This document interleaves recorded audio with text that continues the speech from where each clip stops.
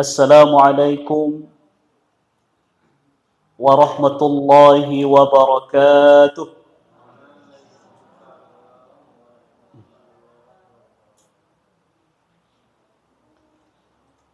Alhamdulillahi rabbil alamin.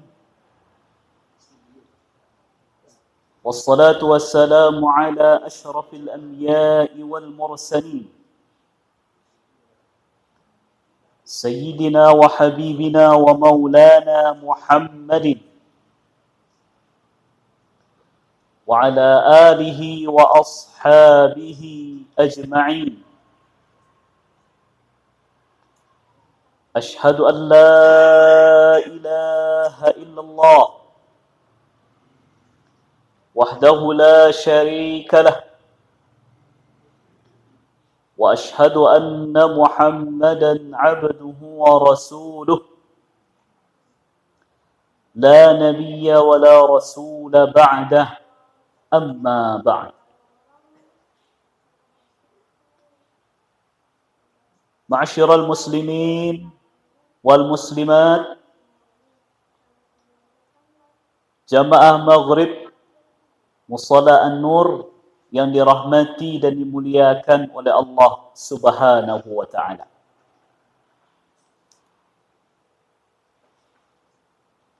Allah Subhanahu wa taala berfirman di dalam surat Luqman ayat yang ke-18. A'udzu billahi minasy syaithanir rajim. Bismillahirrahmanirrahim. Wa la tus'ir khaddaka lin-nasi wa la tamshi fil ardi maraha. Innallaha la yuhibbu kulla mukhtalin fakhur. Yang artinya, dan janganlah kamu palingkan mukamu dari hadapan manusia, dan janganlah kamu berjalan di permukaan bumi dengan penuh kesombongan. Sesungguhnya Allah tidak mencintai atau tidak menyukai setiap orang yang sombong lagi membangga-banggakan dirinya. Sadaqallahul azim, maha benar Allah dengan segala firman-Nya. Ma'asyiral muslimin wal muslimat, hadirin wal hadirat, jamaah salat maghrib dan isya rahimani wa rahimakumullah. Mengawali majlis kita pada malam hari ini, mari sejenak kita kembali bersyukur dengan mengucapkan alhamdulillahi rabbil alamin atas segala limpahan karunia dan nikmat yang senantiasa Allah berikan kepada kita, terutama nikmat iman dan nikmat kesehatan, sehingga bisa kita melangkahkan kaki, mengayunkan tangan, berkumpul di rumah Allah yang kita muliakan ini dalam rangka memenuhi tugas kita sebagai hamba Allah, yaitu mengabdikan diri dalam bentuk beribadah atau berubudiyah kepada Allah Subhanahu wa taala. Semoga berkumpulnya kita di rumah Allah ini dijadikan oleh Allah sebagai amalan yang dibalasi dengan pahala berlipat ganda, yang kelak nanti akan memberatkan timbangan amal kita di akhirat nanti. Amin ya rabbal alamin. Salat piringan salam tidak pernah lupa dan tidak pernah bosan-bosannya kita senantiasa hadiahkan kepada kekasih kita, uswatun hasanah kita, yaitu Nabi besar Muhammad sallallahu alaihi wasallam. Kita ulangi Bapak Ibu, Nabi Muhammad sallallahu alaihi wasallam. Mari kita bersolawat di setiap nama Nabi disebutkan di hadapan kita. Karena Nabi bersabda, Al-bakhilu man dzukirtu indahu wa lam yusalli alayya. Orang yang pelit itu adalah orang yang ketika disebutkan namaku di hadapannya, tetapi dia tidak bersalawat kepadaku. Kita ulangi sekali lagi Bapak Ibu. Nabi Muhammad sallallahu alaihi wasallam, semoga dengan banyak bersalawat kepada beliau, Allah berikan limpahan rahmat dan kasih sayangnya kepada kita semua. Amin ya rabbal alamin. Bapak-bapak dan ibu-ibu jamaah rahimakumullah, di dalam sebuah hadis yang diriwayatkan oleh Al-Imam Muslim di dalam kitab sahih beliau dari sahabat Abu Hurairah radhiyallahu an, beliau bersabda, "Ma naqasat sadaqatun min malin wa ma zada Allahu 'abdan bi'afwin illa 'izza wa ma tawadda'a ahadun lillahi illa rafa'ahu Allah." Yang artinya tidaklah sedekah itu akan mengurangi harta seseorang, dan tidaklah seorang hamba memaafkan kesalahan saudaranya kecuali Allah akan tambahkan kemuliaan untuk dirinya. Dan tidaklah seseorang merendahkan hatinya betul-betul karena Allah kecuali Allah akan mengangkat derajatnya. Ada 3 pesan yang disampaikan oleh Nabi dalam hadis yang singkat ini Bapak-bapak dan Ibu-ibu. Yang pertama tentang keyakinan yang seharusnya tertanam dalam hati kita, bahwasanya yang namanya bersedekah, berinfak itu sekali-kali tidak akan mengurangi harta yang membuat seseorang akan miskin dengan sedekah. Kemudian yang kedua, tentang anjuran yang sangat kuat untuk memaafkan kesalahan yang pernah dilakukan oleh orang lain kepada kita, yang mana dengan itu Allah akan menambahkan kemuliaan untuk diri kita.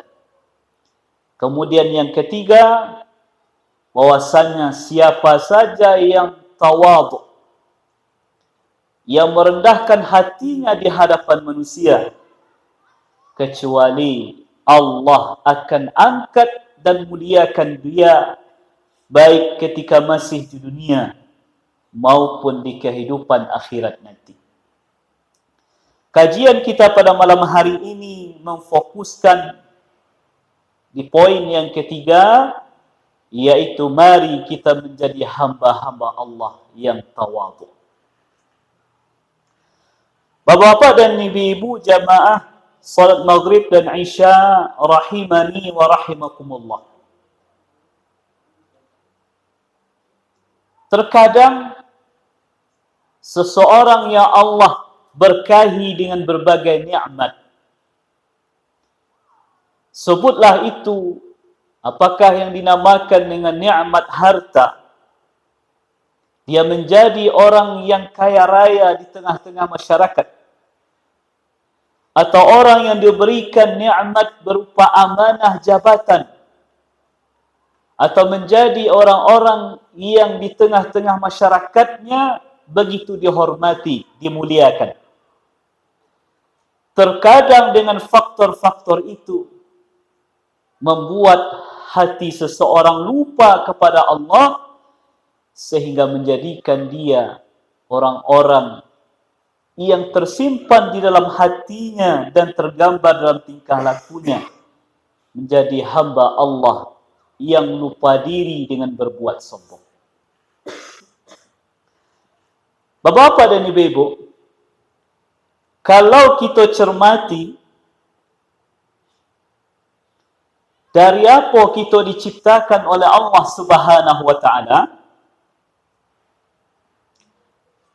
kalau kita renungi dari apa kita diciptakan oleh Allah Subhanahu wa taala, maka insya-Allah renungan awak tu bapa dan ibu akan mengikis rasa sombong yang mungkin masih ada dalam hati awak. Orang sekaya-kaya orang bapa ibu, setinggi-tinggi jabatannya, seganteng-ganteng, secantik-cantik wajah yang dia miliki, pertanyaan besarnya dulunya bapa ibu dari mana diciptakan? Nah, kalau pertanyaan itu dijawab, direnungi dengan hati yang paling dalam, dengan hati yang jujur, maka insya Allah bagaimanapun keadaan diri awak kini, mungkin orang yang sangat baharatu, mungkin orang yang punya jabatan tinggi, mungkin orang yang Allah anugerahkan fisik yang kuat luar biasa, insya Allah sifat sombong itu tidak akan hinggap di hati awak. Nah, mari sejenak kita renungkan Bapak Ibu firman Allah dalam surat Al-Insan. Nah, bila surat ko dibaca biasanya oleh imam Bapak Ibu?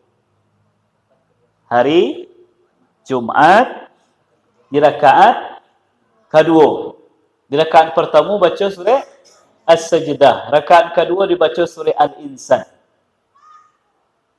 Dalam ayat yang kedua, Allah Subhanahu wa taala berfirman, A'udzu billahi minasyaitonir rajim. Inna khalaqnal insana min nutfatin amsyajin nabtalihi faj'alnahu sami'an basira. Sesungguhnya kami telah menciptakan manusia itu dari nutfah, dari air yang terpancar, kemudian kami mengujinya, kemudian kami jadikan dia sami'an basira, bisa mendengar dan bisa melihat. Nah, kita garis bawahi Bapak Ibu kalimat Inna khalaqnal insana min nutfatin amsyaj. Kami telah ciptakan jin dan manusia itu dari air yang terpancar. Dalam ayat yang lain dikatakan min ma'in mahin, dari air yang hina. Mohon maaf kita sampaikan, mudah-mudahan kau bukan kalimat yang tidak pantas. Terciptanya manusia Bapak Ibu dari pertemuan sel sperma laki-laki dengan sel telur perempuan dibuahi, kemudian secara bertahap dan akhirnya lahirlah seorang manusia dari rahim ibunya. Nah, kalau diperhatikan, mohon maaf, dari apa kita diciptakan itu? Bisa jadi kita jijik mencaliatnya Bapak Ibu. Mimma imahin, dari air yang hina. Pemahaman kita, renungan awak dari apa kita diciptakan, insya Allah akan membuat kita menjadi hamba-hamba Allah yang tawadu. Nah, kini kita berada di bumi yang kita anggaplah gadang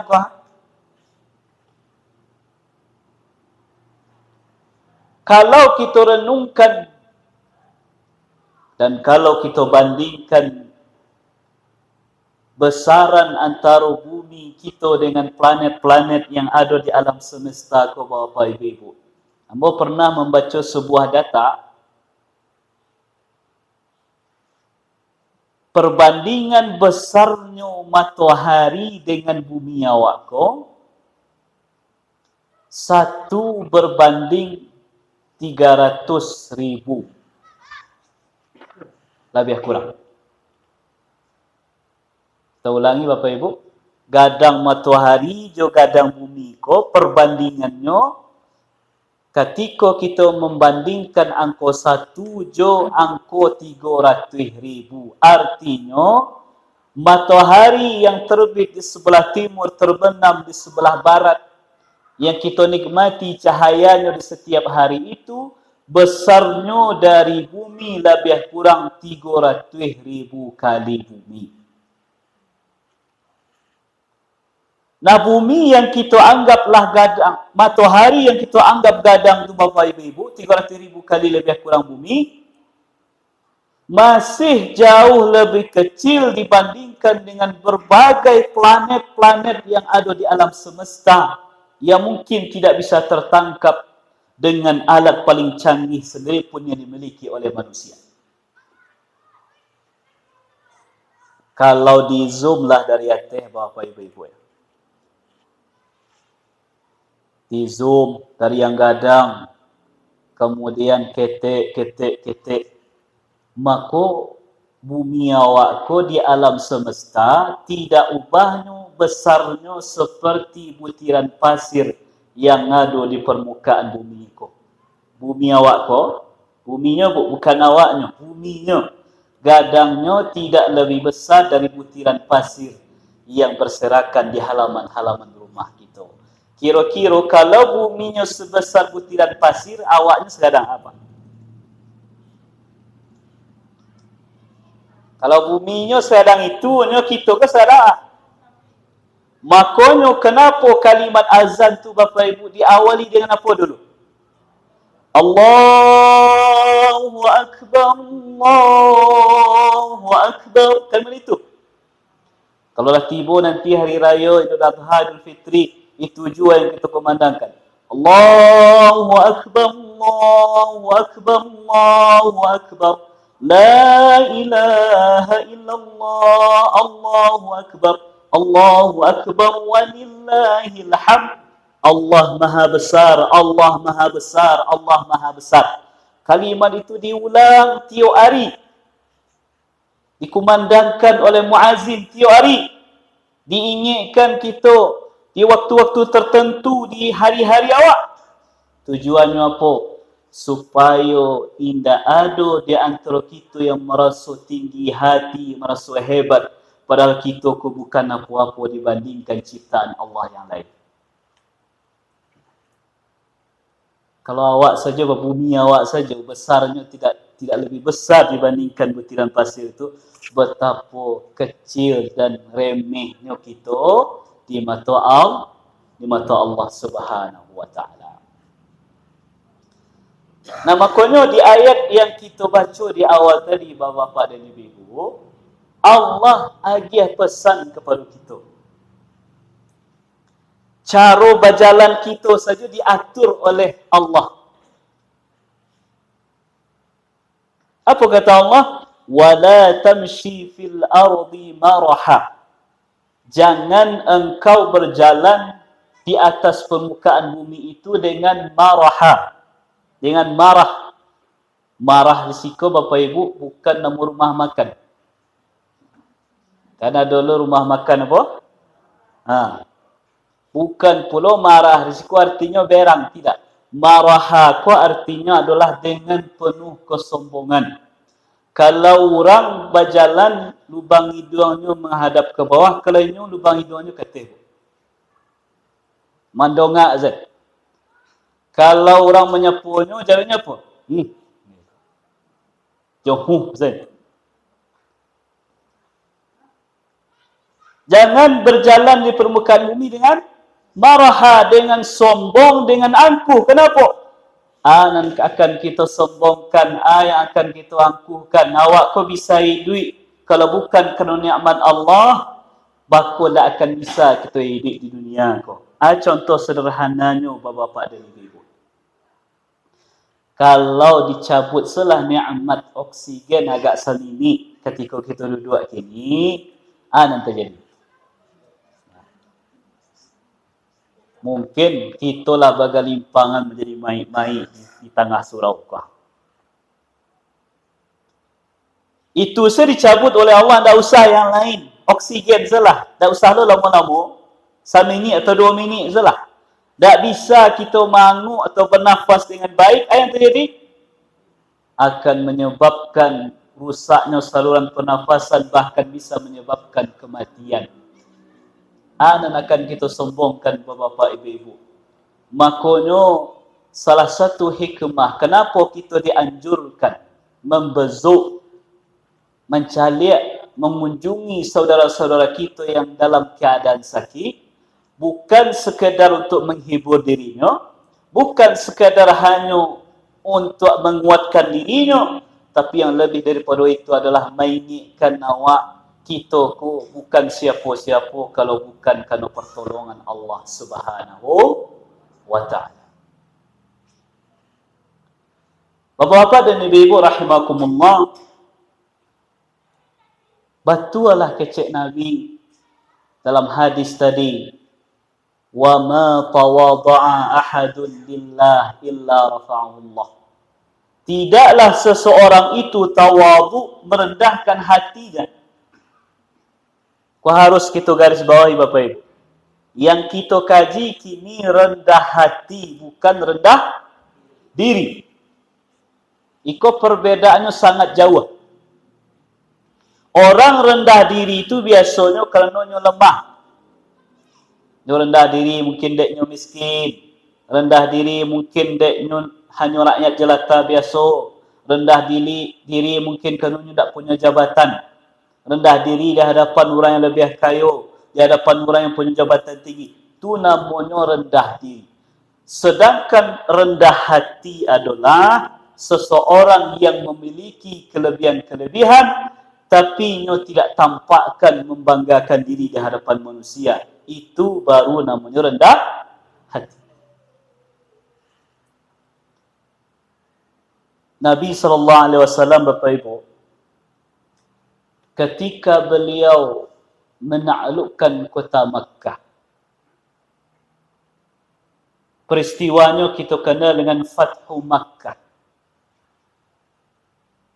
Digambarkan dalam Allah dalam surat Al-Fath atau surat An-Nasr. Idza jaa nasrullah wal fath. Apabila telah datang pertolongan Allah dan kemenangan.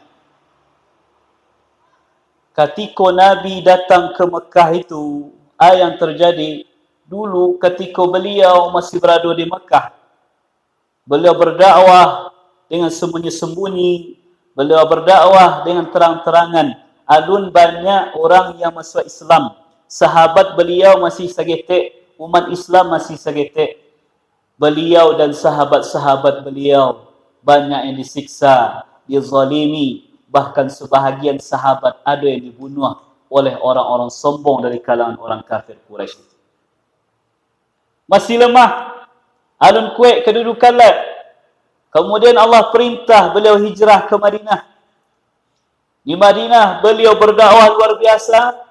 Maka singkat cerita Bapak Ibu, sekian tahun beliau berdakwah di Madinah, terbentuklah masyarakat yang sangat kuat. Dan jumlah umat manusia yang masuk kepada Islam dah mulai banyak. Maka ketika beliau ke Makkah di peristiwa penaklukan Makkah itu, beliau bawalah pasukan yang jumlahnya puluhan ribu orang. Ibarat raja Bapak Ibu yang membawa pasukan puluhan ribu, biasanya nyo akan pakai pakaian kebesarannya, nyo akan pakai atau naiki kenderaan yang paling gagah, nyo akan berjalan dengan penuh angkuh menunjukkan bahwasanya nyo berada dalam kekuatan yang besar. Tapi apa yang dilakukan oleh Nabi Bapak Ibu? di tengah-tengah beliau punya kekuasaan dan beliau mampu melakukan apapun yang beliau inginkan. Justru ketika beliau masuk ke kota Makkah itu, beliau hanya mengendarai seekor unta yang sederhana dan beliau menundukkan dirinya, tidak menaiki kendaraannya dengan pongah. Beliau menunduk sampai-sampai diriwayatkan jenggot beliau yang panjang itu menyentuh leher unta yang beliau kendarai saat itu. Saking merendahkan hatinya di hadapan Allah Subhanahu wa taala. Padahal saat itu apapun beliau bisa lakukan. Beliau bisa cari daftar siapa dulu orang-orang kafir Quraisy yang telah menzalimi beliau, yang telah menzalimi sahabat-sahabat beliau. Mampu beliau lakukan itu. Kenapa? Kerana beliaulah punya pasukan puluhan ribu. Tapi malah beliau masuk dengan penuh ketawaduan. Sebelum masuk, beliau berikan pengumuman. Saya yang berlindung di rumahnya Abu Sufyan, aman. Saya yang berlindung di Masjidil Haram, aman. Saya yang berlindung di rumahnya seorang, aman. Dan ketika beliau mengumpulkan banyak orang Quraisy yang saat itu masih dalam keadaan kafir, kecik beliau, sesungguhnya kalian telah dibebaskan. Indah ada sombong, indah ada angkuh, indah ada tinggi hati, tetap menunjukkan hamba Allah yang rendah hati, walaupun saat itu beliau berada di puncak ketinggian yang sangat ditakuti oleh orang-orang saat itu.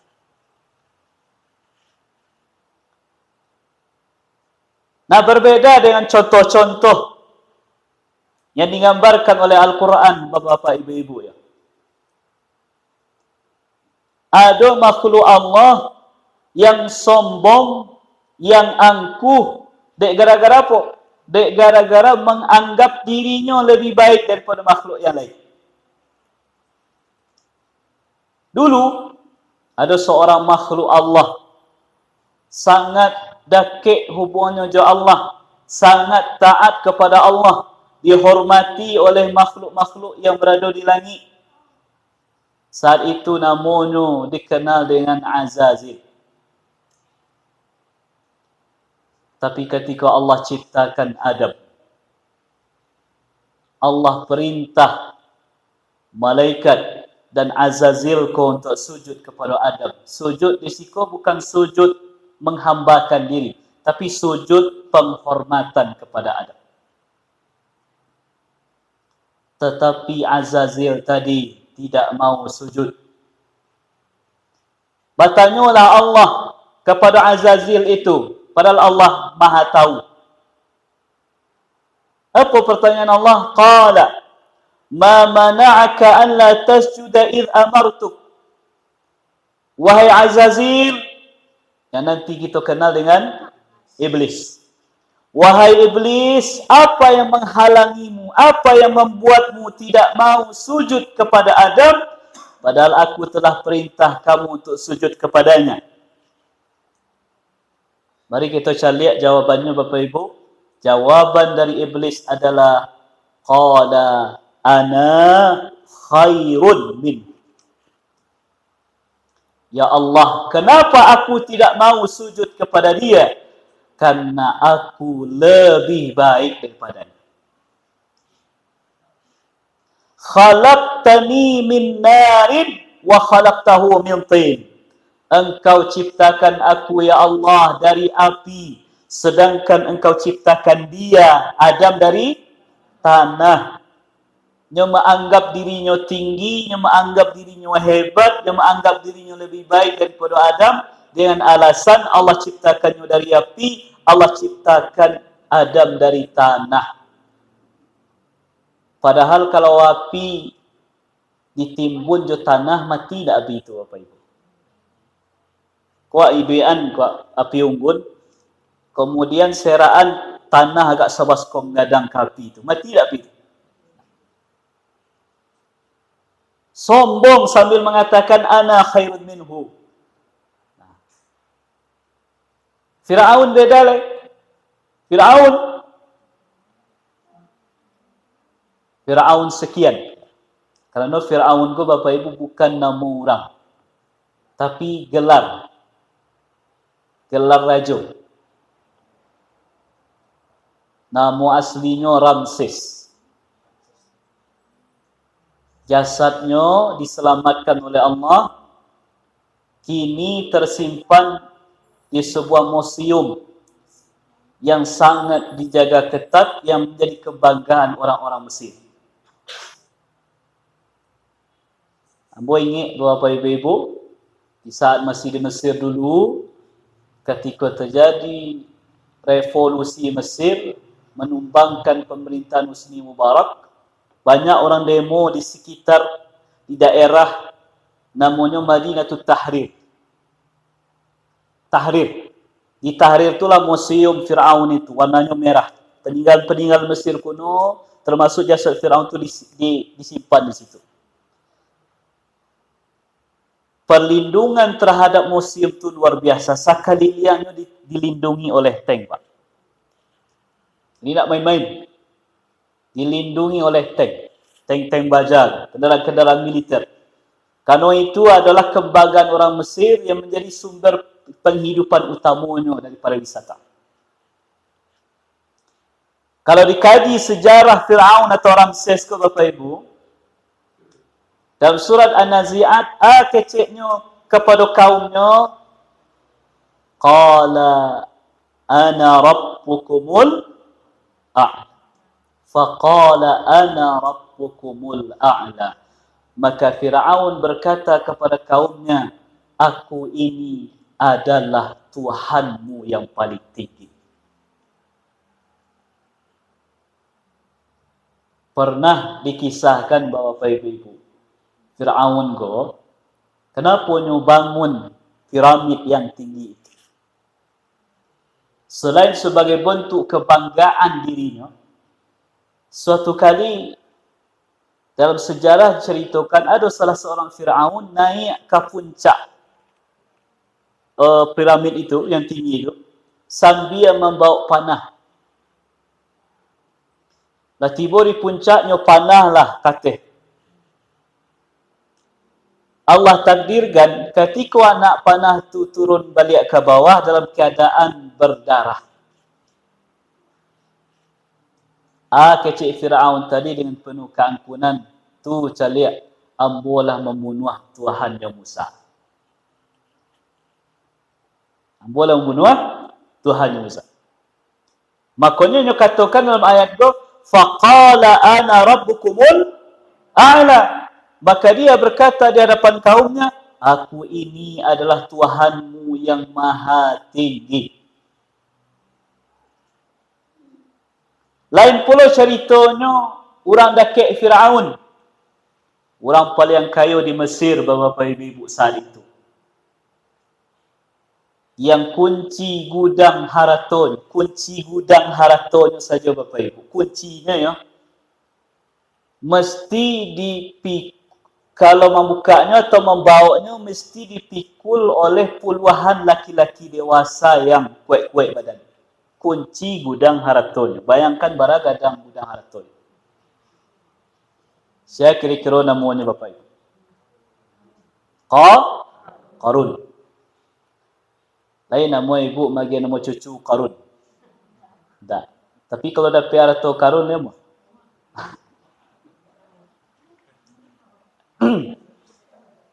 Qarun dengan segala harta yang dia miliki itu menjadi orang paling kaya di Mesir.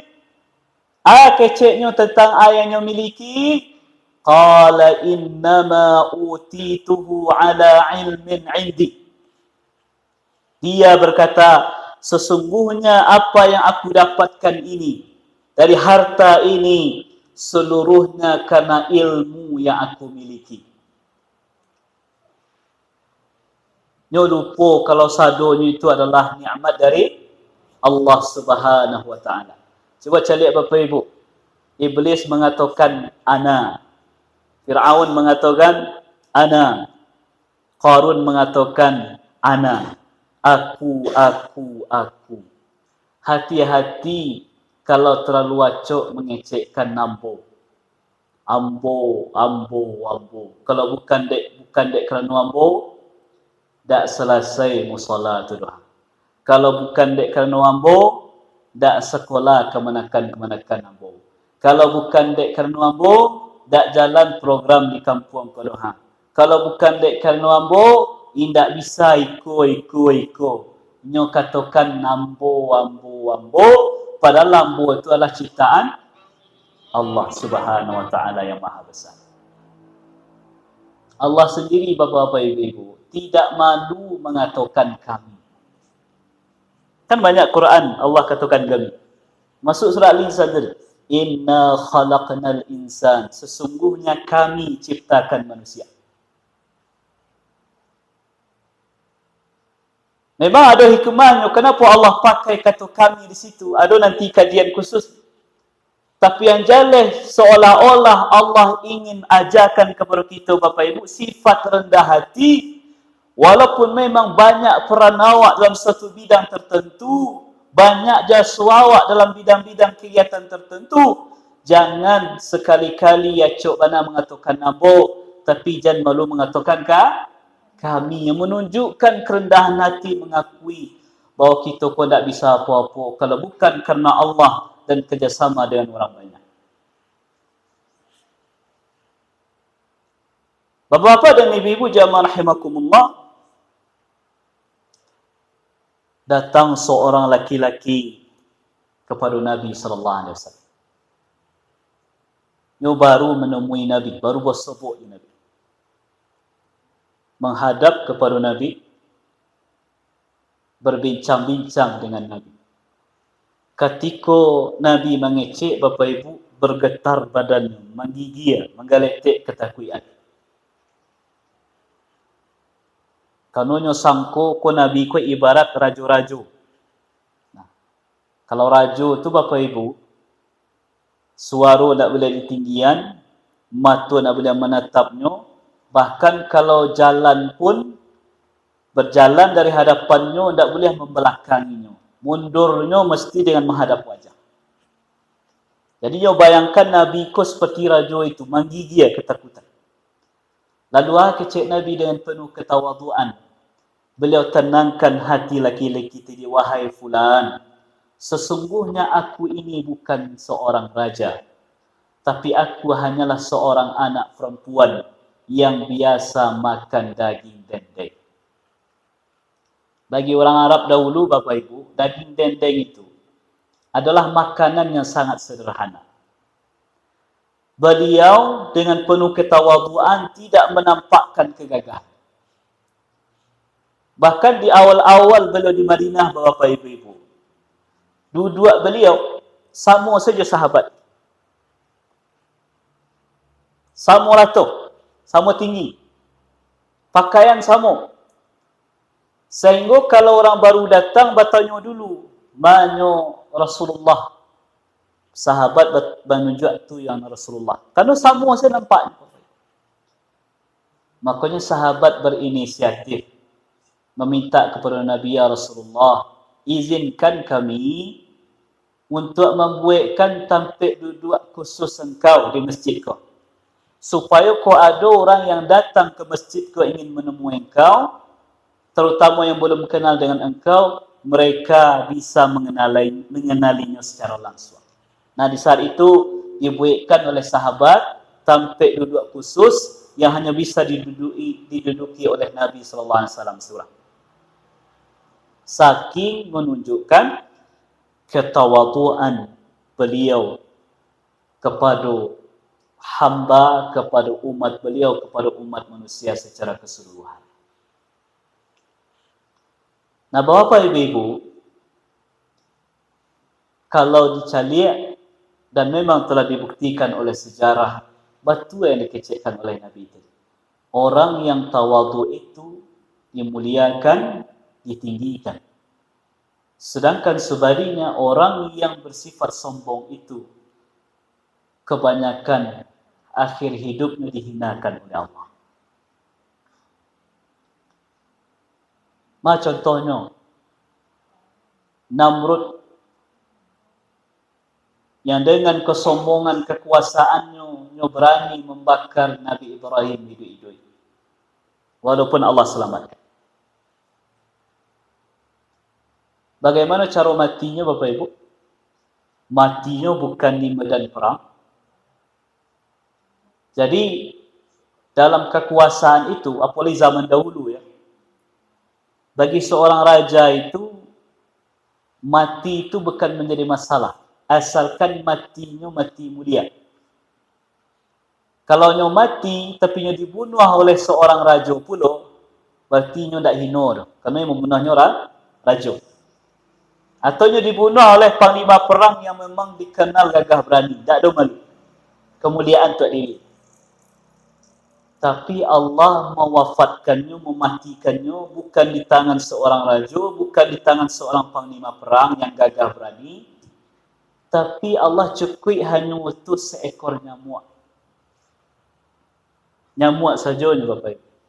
Nyamuk kalau berbunyi di hadapan awak, watapuat langsung mati. Itu yang Allah utus. Saikua. Tidaklah gerombolan yang ribuan. Tak, saikua. Apa yang Allah lakukan? Ketika Namrud ko sedang lalu, masuklah nyamuk ke telinga. Masuk ke dalam, kemudian sampai ke jaringan otak. Rusaklah jaringan otak dari Namrud itu. Rasukan sakit kepala yang amat sangat. Berhari-hari rasukan itu. Sehingga mati gara-garanya. Fir'aun yang di tengah-tengah kaumnya tadi mengatakan ana rabbukumul a'la, baca matinya tenggelam. Qarun yang mengatakan haratu ambo ko sadonyo dek kerana ambo, baca matinya Allah tenggelamkan inyo dan haratonyo habis ke dalam bumi. Abu Jahal yang begitu sombong, yang begitu angkuh, cara matinya Bapak Ibu bukan di medan perang yang dibunuh oleh Nabi sendiri, bukan dibunuh oleh Umar bin Khattab, bukan dibunuh oleh Ali bin Abi Thalib yang dikenal gagah berani, bukan. Matinya di tangan dua orang anak yang masih remaja, umur 15-16 tahun. Setelah mati, mayatnya dibuang ke dalam sumur. Tak dikubur elok-elok, dibuang ke dalam sumur. Hitler, penguasa dunia itu, yang dikenal dengan ideologi Nazi, apa matinya? Bunuh diri. Mussolini, pemimpin fasis dunia, yang begitu angkuh, begitu sombong, apa matinya? Digantung oleh rakyatnya sendiri di tengah-tengah kota tempatnya berkuasa.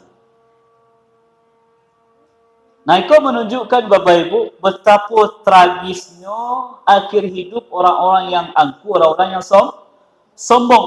Tapi sebaliknya, sampai kini kita masih mendengar, masih membaca bagaimana harumnya nama Nabi yang tawadhu, harumnya nama Abu Bakar yang tawadhu, harumnya nama Umar bin Khattab yang tawadhu, harumnya nama-nama orang mulia yang dulu ketika kehidupannya di dunia, nyo punya harato, nyo punya jabatan, tetapi tetap rendah hati, makanya Allah muliakan di dunia dan Allah muliakan kelak nanti di akhir. Semoga kajian kita pada malam hari ini bisa kita pahami dengan sebaik-baiknya. Inti kajian awak Bapak Ibu, jadilah kita menjadi manusia yang rendah hati di tengah-tengah kita memiliki apa yang kita punya. Jangan jadi orang-orang yang sombong, yang angkuh. Karena Allah katakan, sesungguhnya Allah tidak menyukai orang yang sombong, orang yang angkuh, lagi membangga-banggakan dirinya. Mudah-mudahan bermanfaat, karena waktu Isya kita telah masuk. Mohon maaf atas segala kekurangan. Terima kasih atas segala perhatian. Wabillahi taufiq wal hidayah. Wassalamualaikum warahmatullahi wabarakatuh.